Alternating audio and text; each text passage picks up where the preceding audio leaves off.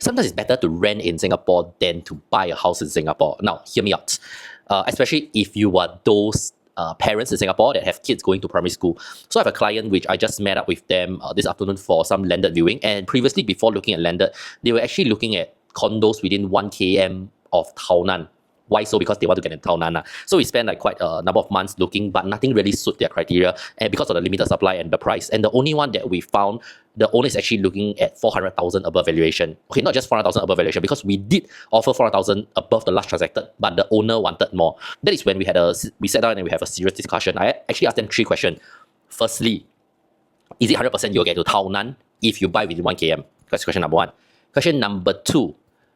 If you do really get into Tao Nan, do you still need the address 6 years later? And the last question is, how much can you afford to lose if you were to choose to buy this condo? So the answer for the first 2 is no, and the last is if they want to buy a property, of course they wouldn't want to lose money.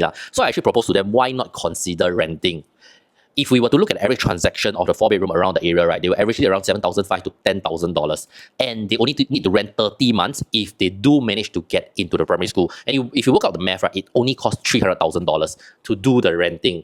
Whereas if they choose to buy something around the area, the owner is looking around 4.3, 4.4, but we will just round down to 4 million. They need a down payment of at least 25%, which is already $1 million. This is not factoring in renovation and buyer stamp duty. And if you add all this up, minimally it's $1.5 million. So if you compare 300,000 and 1.5 million, what is the smarter decision here? Because just because you spend 1.5 million doesn't guarantee you a spot in Tao Nan. And if you do not get a spot in Tao Nan, then at that point of time, what would you do? You have to sell, right? Or you have to go to another condo. After we had this discussion, our perspective sort of opened up, and we realized that it's really not worth going for overpriced condo just because they are within the 1 km vicinity. Sometimes it's really better to rent, because for the same price of 4.5 million, you can actually get a landed slightly within the 2 km radius. And I feel it's more value for money. Let me know what are your thoughts, but this is how I personally advise my clients.